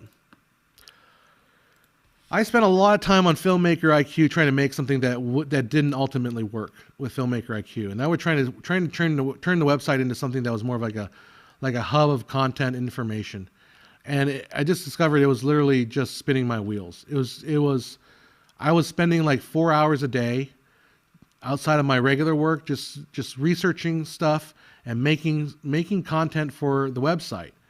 And when we released it, and the release was such a botched thing anyway, and I blame my former partner, honestly, and I blame myself for kind of going along with it. But then again, I was younger and more naive. But I spent so many hours researching stuff like Propaganda Films. I researched all the studios. I basically every single day I made a quiz. I made a 5-part quiz, 5-question quiz every single day for like the better part of a year. I had these 300, 400 some quizzes and material for people to research the history of film. And you know what? Like maybe 1 or 2 people did those quizzes. All that effort to make something that the web could just realize no one gives a crap. No one gives a crap about any of this. The only good that came out of it is I've developed sort of an encyclopedic knowledge about the history of film and filmmaking, which has made me way better. Me personally, I feel way more like I can do a show like this and talk a lot about this stuff without, talking about like Propaganda Films and Michael Bay and all that stuff. It gave me a huge perspective on the subject matter that I wouldn't have had I not like put in literally thousands of hours doing. Thousands of hours. But man, oh man, it was the biggest failure of my life was that version of Filmmaker IQ that did not, was first of all, it was like 3 years late, and it did not work at all. No one gave a lick about any of the things that we were doing. It was a complete waste of time. However, I became way better. It was my education. I was trying to share it with all the people out in the universe, but no one cares. No one cares. Yeah, you love film history, but I mean, look at the numbers on my live stream here. If I was talking about like Velma or something, if I said, "Oh, Velma's such a horrible show," I'd get more viewers. But no, we're talking about propaganda films and the definition of propaganda according to Wikipedia. I'm not being bitter. I'm not totally bitter. I'm just stating the truth. I'm just trying to present the reality of the world the way it is. They do tinkle. They always tinkle. Strange the way they call it TV programming. I'm not sure why that's strange. I mean, you know why they call it TV programming, right? It's because it's programmed. You know, like the same reason why you when you go to the theater, they hand you a program. It's not everything is etymologically conspiratorial. All right, let's see what else is saying. Matthias says, my only complaint about The Searchers is comical side plots. They make the film a bit messy, drag the pacing totally at odds with the great film, the main arc about Ethan's search and revenge. Yep. Mendo, propaganda is David Fincher's old company? Yeah, that's what we're talking about. Let's see. I think it's extremely illogical movie scenes because of the lazy reason. So the movie can happen. Will ever go the way. Why would you think that? Why would you think extremely illogical movie scenes because so that will ever go away in the foreseeable future? I mean, okay, let me not to be cruel, but have you ever made a movie? Have you ever made a movie? Like, there is so much of the world, or so much of things when you make a movie, or there are choices being made, right? Like just because you think, I'm trying to see if I can frame this, just because you think that it is scenes were just so the movie can happen, doesn't mean that they're less truthful or they're less appropriate for, let's put it this way. Okay, so good example might be the Chernobyl accident, right? If you watch the movie, the HBO series Chernobyl, if you've kind of looked into the story, there's a lot of things that happened that led to that accident, right? So if you had a scene where the nuclear scientists, they're running that test on the Chernobyl plant, they really shouldn't have been doing that test, but they went ahead and did the test anyways. And you just think, well, the only reason the rest of the movie happens is because of this one scene that happened at the very beginning, because he runs that test. He didn't have to happen. You know, that didn't have to happen, right? But the fact that it did happen leads to the rest of the movie. I don't know. That's what I'm trying to say. I'm just trying to say it's like, just because you don't like something doesn't mean it's not there for a reason. Anyhow. What would you say are the 3 coolest video ad campaigns that you know of and remember? Ooh, God, let's see.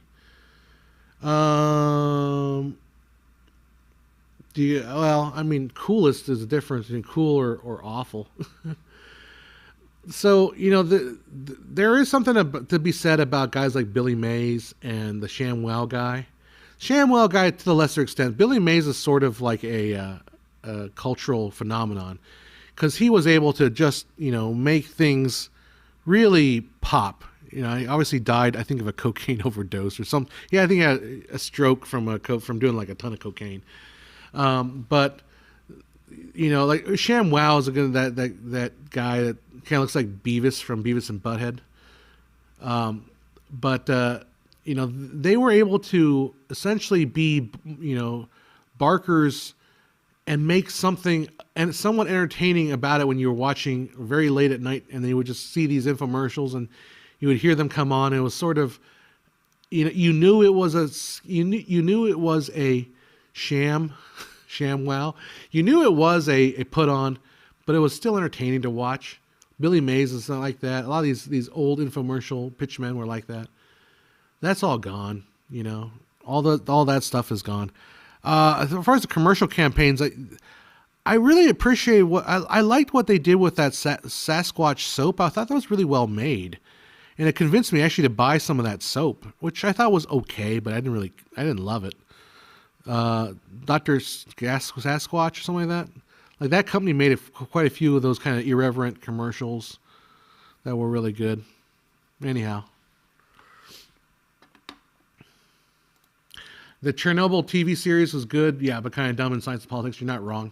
You're not wrong on that. I always skeptical when a Hollywood true story film plops out in front of me. You should always be skeptical. You should be skeptical whenever anybody tells you that their film, that they're. It's funny because I was showing my friends, they saw that I had Great Courses Plus on my Amazon account. And we ended up watching a little bit of some of these Great Courses Plus. Like, it feels to me like unless you're going to get that dry, then there's some element of persuasion or something going on, there. Flying over trout says, LOL, cocaine. Mays died after bumping his head on overhead flight compartment on a plane. Don't know what else contributed, but don't remember that rumor. Yeah, that was a rumor. I'm not sure. I mean, it was rumored that he was doing a bunch of cocaine or something like that, and that's how he got the aneurysm or the bleed out that happened. By the way, is the website still up? Yeah, but I took down everything from the previous regime and just made it just so it features the YouTube stuff that I do. So, but yeah, it became very, very unwieldy. The back end was so overly designed, pointlessly designed, honestly. I can't speak without having some sort of anger toward my former partner about it, because he literally dragged me and I don't know. I don't want to speak too much about it, but I felt a little bit of abuse that holding the carrot that somehow that this would lead to much, much bigger things, while basically kind of just not really having the heart to make it what it truly could be. You know, like I don't think if my former partner was still here, we wouldn't be doing these live streams, because they would look embarrassing. Because he wanted to do like a live show that would have been extremely highly produced. And I tried to do that for a while, but it just became such a drag, and the numbers just don't represent it. I regret getting masterclass courses. I understand that. Just because they're famous doesn't mean they can teach, right? I mean, I saw somebody do a nice teardown of what's his name, Ninja, explaining how to be a Twitch streamer, and it was like a terrible master class. Anyhow, just remember that. Just because they're famous doesn't mean they can teach. The idea that a power plant could blow up like a nuclear bomb is so stupid. I don't know. I mean, what are you referring to necessarily? That Chernobyl didn't blow up like a nuclear bomb. I mean, it didn't blow up; it melted down. That's the difference between blowing up and melting down. Oh, the problem with Chernobyl could be the compound character of the scientific woman, maybe. Daniel for Life says they found a bunch of cocaine in the system. That's what I remember. Perhaps that's where the rumor starts. Look. Is it wrong that he's doing cocaine? I don't necessarily think so. But, I mean, look at Billy Mays. Does he not look like he's on cocaine? Hi, Billy Mays here for, he's always, like, hyped up. I mean, the fact that he was on with cocaine would be the least surprising thing about him. Oh, there you go. Jim Ools, Fight Club screenwriter, has a $17 writing workshop course that's pretty good called the Screenwriter's Toolkit. I thought he had really good techniques in it. There you go. Good recommendation. Billy Mays was one of the true first YouTubers. Yeah, he would have been early YouTube. Gosh, remember for all you old folks out there, the boomers among us, you remember Lonely Girl? Like Lonely Girl 69? Like how wild that whole story was? For all you young people that don't know, Jack Ripper. Billy Mays here. For all you don't know, Lonely Girl, like 69 or something like that, was this really pretty girl. And she would do like these little vlogs. This is very early, probably before YouTube, maybe right at the beginning of YouTube. She would make these vlogs and talk about her life. And people would get sucked into because they would follow her. They want, today we may call them simps, right? But back in those days, it was just, a cute girl on the internet talking about her life. People kind of got sucked into it. But then she starts like having this like more dramatic stuff happening. She's talking about, like, I don't remember the exact story, so I'm going to make stuff up here. But she might say, like, I saw the stranger and he's been following me, kind of thing. So they keep building this story. And it turns out the whole thing was scripted. Like this whole Lonely Girl saga, and the whole thing that develops over the years was literally put on. It was a scripted event. Scripted story. I like YouTube channels like Film Courage for screenwriting interviews. Some of those people there are great. Yeah, those are worth watching. Yeah, they're definitely worth watching. The Chernobyl series is extremely stupid and inaccurate. It's offensive how bad it is. Maybe. I think you have to provide some more reasons why you think that. I'm open to understanding why it's kind of dumb. I agree, though. I mean, it's probably over. They probably could have just shown the last. I was more interested in the science than all the other stuff that was around it. Yeah, I'm not a movie maker, but it does make me really annoyed and sad at times. I have to watch careless scientists, for example, Alien, Prometheus, and so these scenes can be recorded. Yeah, well, unfortunately, it's like that's just the way movies work. Is they have to either kind of skirt the actual science because the science makes things really boring. It's kind of like every time you see every space show since maybe I want to say Battlestar Galactica, maybe earlier than that. Have you noticed this? All the spacesuits always have lights pointing into the actor's face. All space movies have that now. Whereas if you watched like any kind of space stuff that, on the moon or any of that, they always have like sun visors. You never see their face, but every single space show has to have lights in the suit pointing at their face. Why? So we can see their face. Like if you were actually in the space and you had these lights shining in your eyes, like I have this light on my face, I can't see anything else in this room. I just see this light. So, yeah, Matthews is on he's talking about, he writes long comments to me, which I enjoy reading. But you may not want to keep on and on about the searchers, because I think a lot of people are moving on, moving on from that. Yeah, so, but like, it's like every single space movie, right? Like 2001 didn't have it. Having to drop 30 minutes ago, I think every successful people using techniques or philosophies that worked well for them, that should not be expected to work for others. True. Yeah, that's exactly right, Flying Trout. They look cool. And they allow you to see the actor. And that way you know which floating body is which, right? It's important for that. For dramatic reasons, it's there. I get it. But like, if you say, "Hey, John, is that trend going to go away?" Probably not. No, it's not going to go away. Oh man. All right, so we got to wrap it up here soon. I've been on since 4:00. It's 5:30 now. But we'll go for a little bit longer. I'll answer a few more questions and hang out for just a little bit. Just giving you a warning that we're gonna wrap things up pretty soon. Oh, you're talking about masterclass. Masterclass is sharing work for them. Yeah, I don't know, and also don't know what's required for masterclass. Like, how do they? Again, like teaching this course I've taught. Teaching is not simply just sharing everything. To properly teach something, you have to kind of develop in a structure and build the story.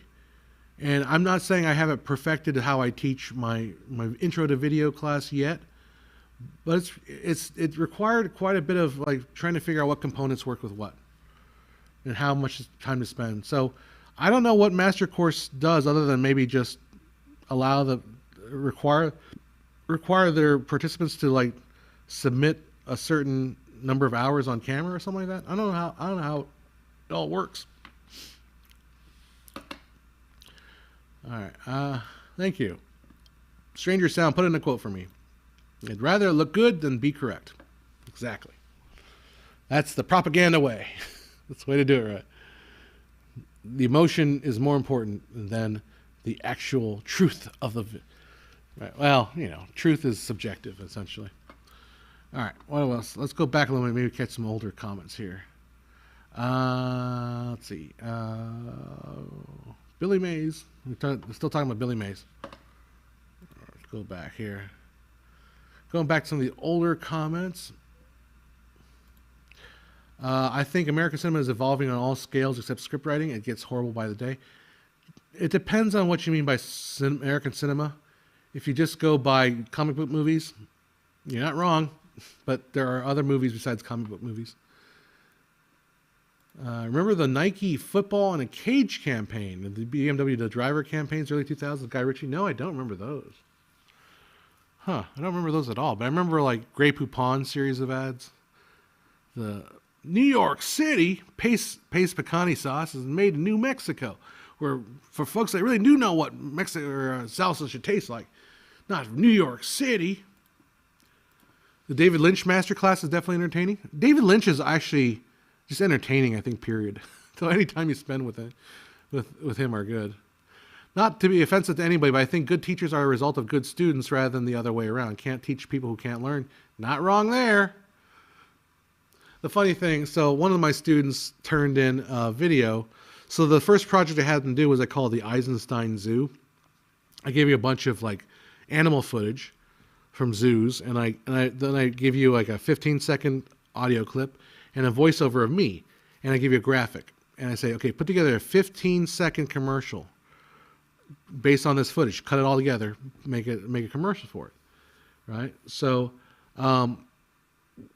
everyone's video is 15 seconds, and I get this one video. So everyone's video is 15 seconds, about 36 megabytes. I get this one video, 3.06 gigabytes. I'm like, what? Yeah, and like it turned out like he just submitted, he did the commercial, and then he had like all the raw footage after that. So it was like an hour of raw footage on top of this 15-second commercial. And I thought to myself, at least when you export something, you should watch it, or at least look through it one time before you submit it. That might be something I need to like explicitly explain to the students. Watch your video before you submit it, in case it's not what you thought it was. Go. Anyhow, is the light in the helmet match the light, the temperature of the set, the Nightmare color? It generally, in everything I've seen, the helmet light is always on the blue nature. It's always more blue than everything else. So it's actually totally cool that it's not color matched at all to anything else in the set. That even in the space stuff, right? Because you think about it, like stuff shot in space. If you're in space, the color temperature in space would be closer to like 5,600 Kelvin or even higher than that, maybe 5,800 Kelvin. Like space should never look cool. Space should be daylight balanced always, right? Because it's the atmosphere that creates that lower color temperature. Anyhow. What else do we got here? You said a great example for having a civil discourse. I hope I do. You bigot. Sorry. Just kidding. Am I having a civil discourse? I think I try to be. Although, good Lord, man, I get attacked for whatever. I get attacked for being right of the most leftist craziness going on out there. So whatever, But those guys, you know what? I think part of it is you just have to realize, hey, you don't like my politics, fine. Then you don't have to watch me. I don't have to cater to anybody. Based on my politics or not. If you don't like my politics and you don't like, and that's enough for you to not care about me or not want to watch my stuff, then that's fine by me. LMAO. Bigot. You homophobe, racist. Anyhow, hope the stuff is lining up. You're not laughing at something else I just said. All right. Okay. Anything else you guys want to chat about? I'm getting ready to get going. I'm actually getting kind of cold. My feet are kind of cold here. My studio is not heated or cooled during the summer, which sucks. Both ways. Let's see. This week, I don't have a whole lot on my plate this week. This is the last week of January, so I gotta pay the bill. I gotta pay the rent statement. That'll be fun. Hola, Mr. Stream. Is it Saturday or Sunday? It's Saturday if I'm available on Saturday. Else it's Sunday when I'm available on Sundays. And if I'm available on Wednesdays, it would be Wednesdays. But it all depends. Yeah, I'm sorry. I really should just have a particular schedule for doing these streams. But like my life is such that I can't at all do a set schedule of anything almost. It's like sometimes I'm available here, sometimes I'm available not here. Like sometimes I might have a shoot on Saturday or a shoot on Sunday. I've been called it all, says Stranger Sound. Whatever, man. That's like what you think, dude. That's like your opinion, bro. Nah, he didn't say bro. When superheroes decrease in popularity, none of them in the box office top 3 last year, we'll get less superhero films, so maybe more passionate ones by people who love comics like Spider-Verse. Yeah, that's an interesting question. Like I said, I think the superhero movies have not cracked. But somebody was saying how, like, look at Everything Everywhere All at Once, movie I love. It's made for about $14 million.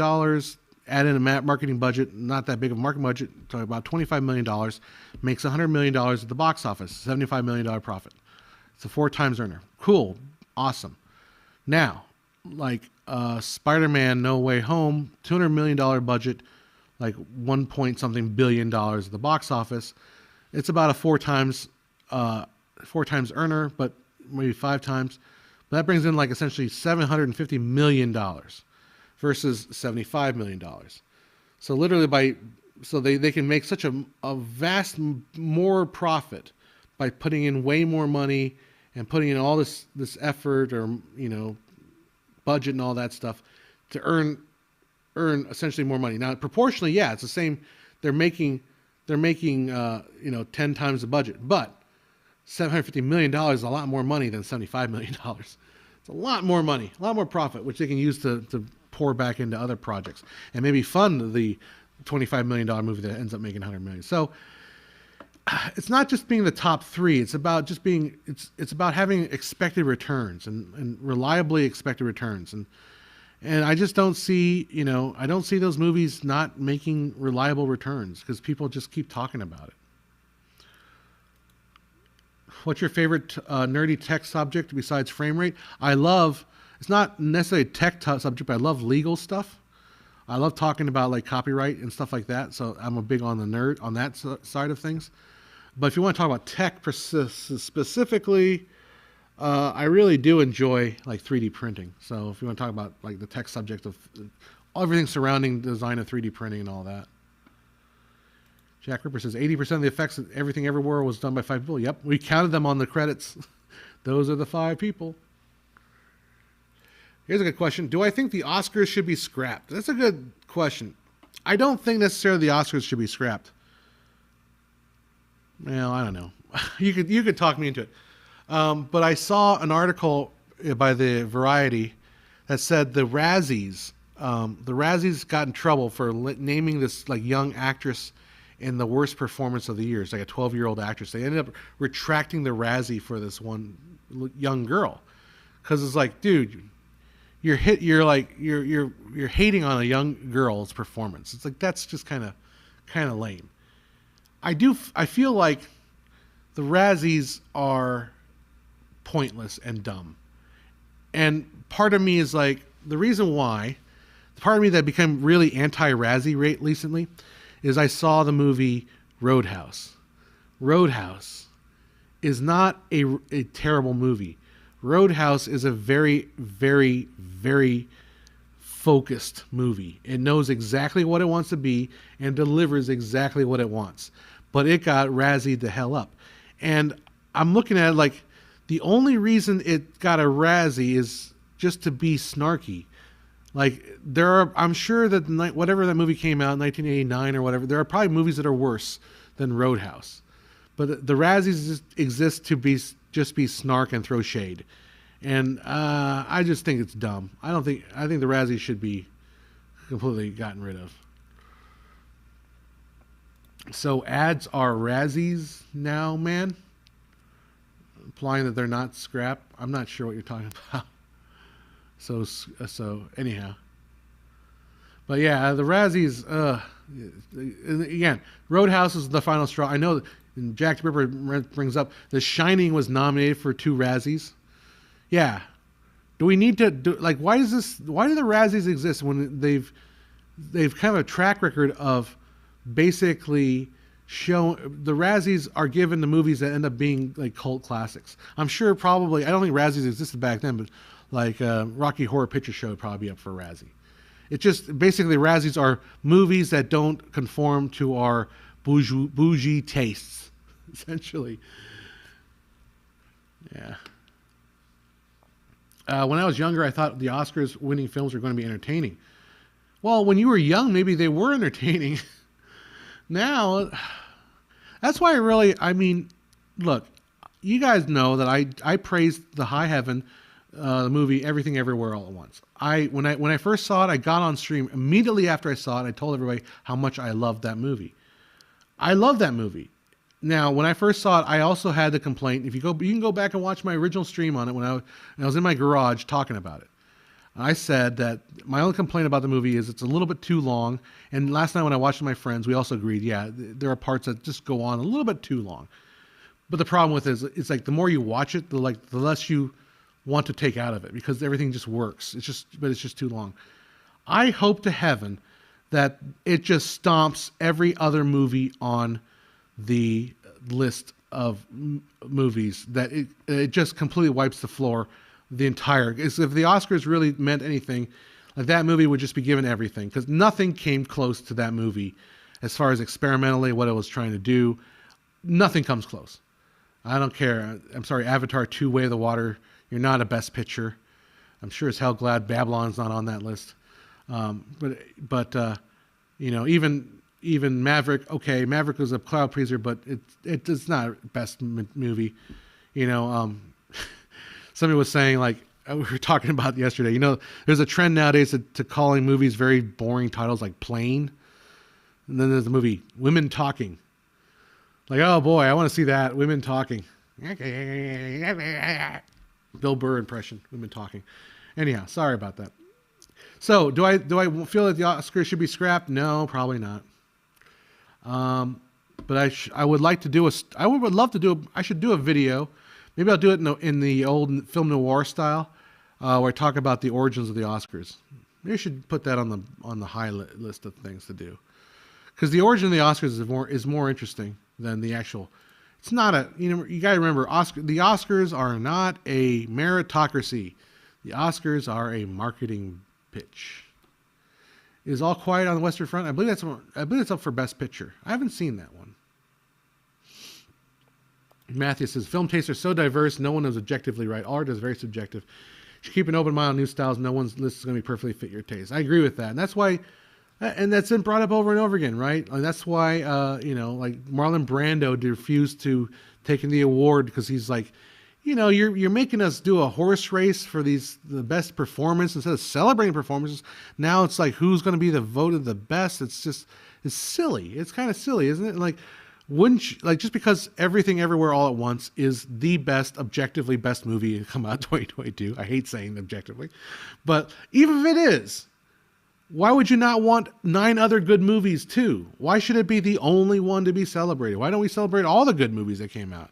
And it's not like, oh, you're the best, therefore you win. It's kind of silly. It really is. And if you think about it, like, you may not like Everything Everywhere All at Once. There are some people that I know, that my friend that watched it last time, may not quite understood the brilliance of the movie. I get that. It's fine. I'm not going to not friend him or anything like that. I'd be friends with him because of it. So, there are other movies that are pretty good from this year too. Maybe not that many from 2022. It was a little bit light. Did I like Magnolia? I have not seen Magnolia. I don't know why I haven't seen Magnolia, but it looks like a movie that should be one that I should watch. I should 3D print an Oscar and have it like a Maltese Falcon. Yep.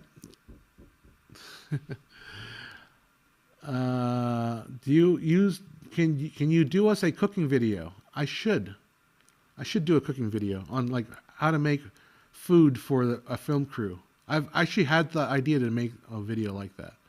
I used to do I had a friend of mine, my producer, that I did a series of cooking shows with her. It's called Simply Cooking with Susan.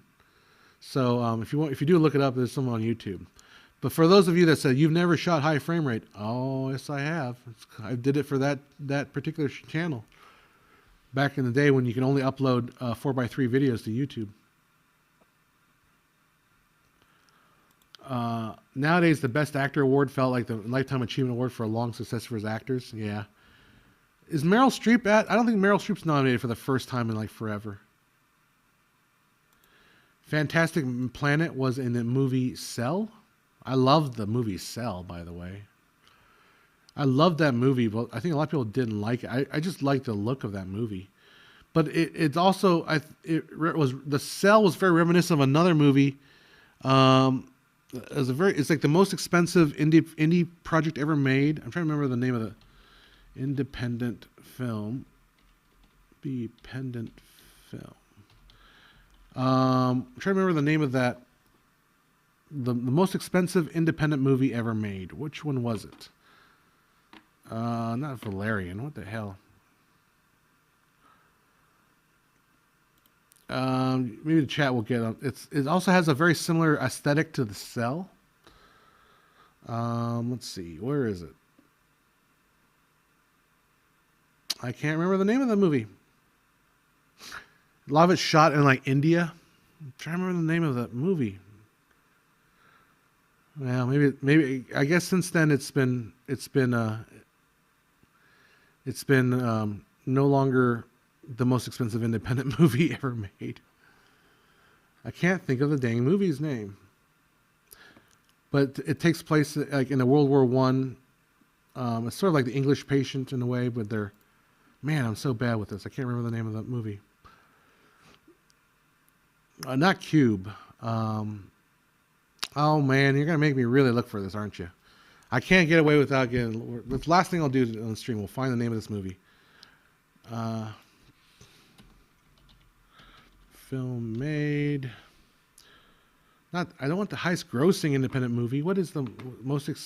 At the time, it was the most expensive independent movie, but this was like 2004 or 5. Where is it? Not American Hustle. Geez, you guys are these answers to these questions online are so. It's not Valerian.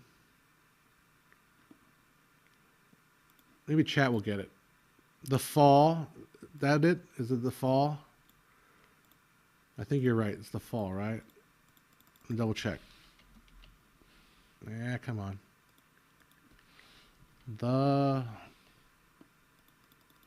Sorry, this is exciting watching me type stuff into Google. And my keyboard died. Come on, keyboard. And my microphone falling. Everything's falling apart! Everything's torn apart. Ah! I'm pretty sure you're right. It's The Fall, right? Oh, this is exciting. You're probably sitting here yelling at the screen. John, it's The Fall, damn it. What's wrong with you? Why can't you remember your movies? It's called The Fall. The Fall. 2000. Oh, for crying out loud. Everything just failing at the same time, right? Not The Fall. Oh my God, so annoying. Not Fall the movie. The Fall, 2006. Yes, The Fall. Thank you. That's the one. This is a great movie, by the way. Beautiful cinematography. I want to say The Cell probably. Well, I guess this was The Cell. The Cell came before it, but like it has a lot of the imagery kind of similar. The exotic kind of not Midwest, but Indian inspired cinematography, locations, just gorgeous looking movie. Oh, just looking at the trailer, makes me want to watch it. I mean, it's just gorgeous, and I think it's an underrated movie. Very cool. Who directed that? That was Tarsim Singh. So, not a name I'm familiar with. Not a household filmmaking name. Anyhow. Yeah, The Fall. Not Fall. The Fall. Very good movie. Anyhow. Tom Cruise's best performance is in Magnolia. It sounds like it. That or Tropic Thunder. I don't know. Tropic Thunders are pretty good. The movie I was talking about was The Cell, not Cell. Which one's the difference? Let's see. What's The Cell? The Cell. Yeah, that's the one I was talking about. The Cell with Jennifer Lopez. J-Lo from the block. And what's the movie Cell? Let's see. What's that? That one is a John Cusack movie. And I don't know what that is. A Splinter Cell or something like that. So, anyhow. All right. Ah, my eyes are starting to water. Getting ready to close up here. It's about 9 minutes till 6. All right. Watch Magnolia. I will eventually if I can find it. Then there's Legends of the Fall, which is a different movie entirely. Just telling you you read that Cole's Fantastic Planet was the movie Cell was a reply to a previous comment of mine where I mentioned Fantastic Planet. Gotcha. I said many films are deliberately made for very specific taste. Nothing wrong with that. Fantastic Planet is a 1973 surrealistic science-type film I love, but not definitely for everyone. That's why I love movies like Candy. Eyes Wide Shut for Tom Cruise. That's a good one. I really liked Vanilla Sky. Like Vanilla Sky, I thought was really good. That was right in my period of like discovering movies. Abre los ojos. That was based on the original Spanish movie. Risky Business is another Tom Cruise. There you go. I miss the era about the internet. I miss the era of movies about the internet. Sorry, my eyes are really watery. Where the excitement, mystery, and adventure was just being on the internet. Yeah. That's true. Tom Cruise is better before he went on Ego Trip. You wonder maybe sometimes it'd be better to bring back the old style of Hollywood where they would just have like handlers and they just, like the movie Hail Caesar where basically he's the enforcer and he just goes around just making sure everybody like behaves themselves. And that's the one girl was taking like photos with this one guy. The one starlet was taking photos that would have ended up being like a little sexy photos. But he breaks in and he's like, you're not doing, you got drunk at a party. You just happened to be here. And he rips the film out of the camera. So like Hollywood celebrities would be a lot more fun if we just didn't know anything about them. Vanilla Sky had Bjork music. I don't even remember anything. I don't remember much from Vanilla Sky other than there was a couple scenes I remember. There one where I believe it was Penelope Cruz at the time, and she's like has her arms up in the air, and he's just remarking about how beautiful. I think she was maybe topless in that one, but just remember that scene was just like very intimate and charming. I think it had nudity in it too, which in my young age and even my advanced age I would appreciate, but it was a very sweet scene. It was cute. Anyhow. A movie Tom Cruise was in was Cocktail. That's a Hollywood fact. More next week. Next week on Hollywood Facts. Hollywood Facts. Steven Spielberg is, in fact, a director. Next on Hollywood Facts. All right. I think the general reason why the big reason why the general public resists so much to letterboxing was lack of knowledge. He probably thought the black bars on top and bottom were cropping the film's image. Yeah, perhaps. Yeah. Dare write this without the numbers. I'm not sure what that means. So we're on a Tom Cruise listing movies. Last Samurai, Collateral. Oh, good submissions. Good submissions. All right. Let's see. It is 55. We'll see. We'll get this right under 2 hours. We got an hour 55 minutes. Should we wrap it up at 2 hours? Let's go for 2. Let's go for 2. Go for the 2 hour mark. All right. All right. So let's name off more Tom. Here's an idea. What's the worst Tom Cruise movie? Go. The worst Tom Cruise movie. Let's think. I don't know. I don't know if I'd say anything was particularly bad that he's made. Has he made anything that's just been a real stinker? Scientology, The Heist. Yeah, okay. The Oprah interview, maybe his worst performance on that, where he jumps on the couch, says how much he loves Katie Holmes. Now, look, I love Katie Holmes. I personally just absolutely love Katie Holmes to an ungodly amount. She hasn't been anything recently, but like I would understand the love for Katie Holmes. But can we name just a terrible Tom Cruise movie? Anybody? Night and Day. Is that a terrible one? I don't know. Days of Thunder. Maybe. I never saw Days of Thunder, but the only experience I have with Days of Thunder is renting the NES game of it back in the late early 90s. The Mummy. Okay, we found it. We found it. The Mummy is Tom Cruise's worst movie.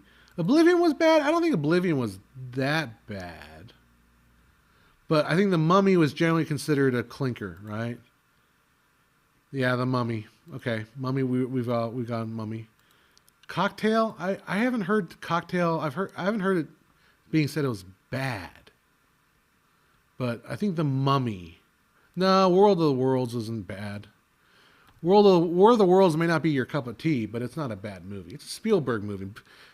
Spielberg has not made clunkers since like 1941 or whatever that movie he made. That new fighter plane movie. The Color of Money? No, The Color of Money was good. I mean, I'm looking for clunkers, like movies that would have gotten like 40% Rotten Tomatoes. Let's see IMDb. What does IMDb give Color of Money? Let's just see. We're going to pass the 2 hour mark here. Color of Money. Color of Money, 7 out of 10. So that's not clunker. Let's compare it to The Mummy. Oh, come on. There we go. The Mummy. The Mummy. Mama. I can't type. The Mummy. 2017, Tom Cruise and Sophia Botella is a 5.4. So let's keep it about 5.4. All right, now let's see Oblivion. Oh, come on. Wow, this keyboard is just so annoying. Oblivion is a 7 out of 10, so it's not terrible. We should just look up all Tom Cruise movies and then sort them by like the worst. Although I don't know if I can do that. IMDb is kind of worthless these days. It really is not. They've gotten rid of all the database part of it and just become an ad service thing. It's just awful. I hate IMDb. So I couldn't do this. I couldn't even do this search if I wanted to. Night and Day, somebody else is mentioning. That's a 6.3. Okay. Not great. Middling movie. Let's see. Tropic Thunder. Lions for Lambs. Maybe. That's probably more of a middling. 6.2. Are getting kind of low there. Let's see. Magnolia. Nope. The Firm. A Few Good Men. Far and Away. Days of Thunder we mentioned. That's a 6.1. So it's not. Wait. Yeah. That's. I'm looked up Days of Thunder, and all I'm seeing is this. I saw an ad for like Ricky Bobby. It's like, what the hell? Cocktail. You guys are mentioning Cocktail. Cocktail is a 5.9. Okay. So we're getting down there. Not quite The Mummy yet. Let's see. Taps. What's Taps? He's not even a starring movie in that one. Taps is 6.7. Anyhow, all right. So I think it's true. Yeah, IMDb is owned by Amazon. It's always been owned by Amazon, but it used to be more of a database, and now it's just an ad revenue service. And then the kids at school would say the color of money is green, except in Canada where it's not, and I can only assume those people remained exactly the same and never changed or grew. It's funny that Spielberg has released a very quickly panned film, Always, in 1989, and released Indiana Jones: The Last Crusade that same year, the best year of his career, and undoubtedly 1993. Is IMDb Pro worth anything to use or used by some? It depends on what you want to use it for. I mean, IMDb Pro can be used if you want to try to track down like certain representatives and see who's represented by who, certain production offices and stuff like that. Maybe. I was once a member for a little bit, and I never ever used that. Never ever used that information. Yeah. Legend and Rock of Ages. Take my word for it. I liked Legend. Maybe Rock of Ages. Let's see what. Just look up Legend. Let's see what the number was on Legend. Legend is a 6.3. Oh, well, you're right. We found one worse than The Mummy, I think. Right? Because The Mummy was a 6. Mummy was a 5.4. So Legend was still beat it by 6.3. Let's see, Rock of Ages. Let's see what that one is. 5.9. Getting there. Rock of Ages might be the second worst Tom Cruise movie. Valkyrie, maybe. Valkyrie. I remember doing a review on Valkyrie. That movie was more serious than it needed to be. Where is Valkyrie? Valkyrie. Bryan Singer. That's 7.1? I don't know about that. I don't know. Valkyrie's not quite 7.1. Anyhow, sorry guys. All right. Well, I'm going to wrap it up here for today. And thanks for hanging out with me, joining us. And then we'll come back probably next weekend and do some more streaming. And other than that, that's all I got to say, right? Let's see what you guys are just last minute. 6 o'clock, John. Yeah, I know. It's 6 o'clock. I get going. Yeah, that's it, guys. All right. Well, have a good week for the rest of the week. Have a good remainder of the weekend. Enjoy your time. And then we'll be back at it next week for some more, right? All right, guys. Comments are coming in quick now. Jeez. I guess you guys are all on delay there, or my thing's just catching up. Oh, and that's just catching up. All right, guys. We will see you next week. Hopefully, if not sooner. Talk to you later. Take care now. Bye-bye.